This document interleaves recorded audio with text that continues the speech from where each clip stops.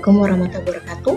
Hari ini kita akan membahas tentang dasar-dasar HTML. Kemarin kita sudah menyinggung tentang jenis-jenis bahasa pemrograman, dan sekarang kita akan membahas tentang dasar-dasar HTML atau bahasa pemrograman untuk pembuatan website. Yang pertama, HTML atau Hypertext Markup Language merupakan bahasa yang digunakan untuk membangun halaman website. Hypertext, teks yang ditampilkan pada komputer atau alat elektrik lainnya dengan merujuk ke teks lainnya yang dapat diakses, misalkan biasanya dengan mengklik mouse atau menekan tombol tertentu. Hypertext ini tidak terbatas pada teks, tapi juga dapat berisi suatu tabel, gambar, dan hypertext ini merupakan dasar dari struktur web. Itu. Nah, elemen dan tag HTML ini contohnya ya. Ada kurung title, this is a title, kemudian kurung ditambahin slash di depannya. Ini contoh elemen HTML.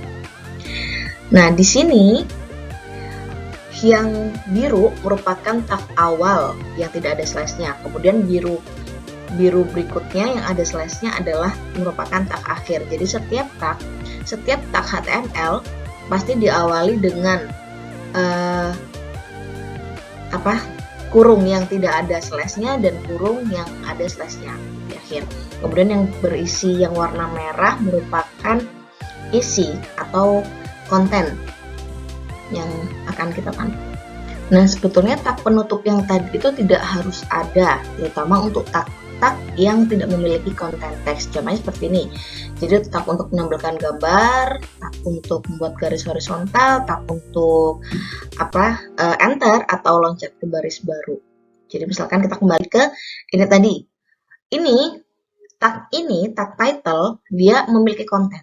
Dia memiliki bacaan yang akan ditampilkan di dalam sebuah web. Jadi dia wajib dan harus menggunakan tag akhir. Berbeda dengan yang tadi. Kalau yang tadi untuk berganti baris untuk enter, kalau misalkan di Microsoft Word adalah enter, dia hanya cukup setelah kalimat yang kita mau, kemudian kita beri tag br slash seperti itu. Jadi dia tidak memiliki konten, dia hanya instruksi untuk pindah baris, tidak memiliki konten seperti itu. Jadi ini strukturnya. Ini wajib ya, yang doctype HTML, kemudian ada HTML, head, seperti ini. HTML ini wajib, jadi untuk memberitahu bahwa ini adalah strukturnya, harus ada doctype, HTML, dan head. Kemudian ada body. Dan ini karena mereka berisi ada kontennya, jadi tetap harus memiliki tag penutup. Atau yang itu ya, bisa kita lihat seperti tag head, kemudian ada slashnya, tag body, kemudian ada slashnya, dan tag HTML sebagai penutup. Dari sini kita bisa analisis bahwa nantinya yang keluar dari tampilan web adalah halaman 1 sebagai title, kemudian body, ini seperti ini. Nah, doctype yang tadi digunakan untuk menginformasikan browser HTML versi apa yang akan digunakan.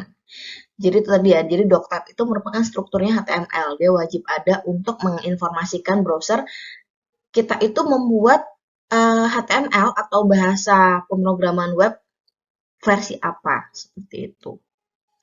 Jadi nanti di sini ada referensinya, beberapa referensi yang terkait dengan struktur HTML doctype atau versi-versi dari HTML itu sendiri.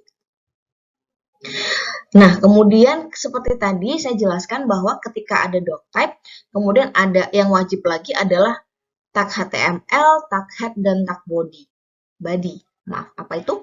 Tag HTML merupakan root atau induk dari seluruh tag HTML. Jadi ini wajib ada. Jadi setelah doctype pasti ada tag HTML kalau memberitahukan bahwa itu adalah bahasa pemrograman. Kemudian di bawah sendiri wajib juga karena dia berisi konten. Di bawah sendiri, di paling bawah bahasa pemrograman harus ada tag HTML penutup. Kemudian head merupakan kepala dari halaman HTML. Bagian ini biasanya digunakan untuk elemen-elemen yang tidak ditampilkan oleh browser. Kemudian body adalah merupakan isi dari halaman website. apapun yang akan ditampilkan oleh browser ditempatkan di bagian ini. Jadi misalkan uh, kita artikan aja ya, head adalah kepala dari HTML. Misalkan nih, pernah nggak sih kita bikin web, kita mengakses suatu web, kemudian di di tag atasnya, di tag judul, di new tab itu adalah misalkan kita membuka halaman HTML, kemudian kita new tab, di tag atas sebuah browser itu adalah HTML, itu adalah head. Kemudian body adalah isinya, body adalah badannya. Jadi isi dari sebuah web itu ada diatur dalam body. Dan jangan lupa karena tiga ini memiliki konten, jadi harus diakhiri dengan slash penutup atau tag penutup, head tag penutup dan body tag penutup. Seperti itu. Kemudian ini tag paragraf. Tag paragraf juga ada penutupnya ya. Jadi misalkan ini kita mau membuat dari 66.778 desa yang tersebar di Indonesia, itu adalah satu paragraf. Seperti yang kita tahu, paragraf itu dia agak menjorok ke depan posisinya, dan dia akan beda paragraf ada beda tag P, seperti itu. Dia akan membentuk suatu paragraf, dan bawahnya suatu paragraf yang lain. Karena dia memiliki konten, jadi dia memiliki tag penutup. Seperti itu. Ya, sekian tadi dasar-dasar HTML yang perlu kalian ketahui dan tidak boleh dilupakan. Untuk pemrograman lainnya, untuk tag-tag lainnya akan kita bahas di pertemuan berikutnya. Terima kasih.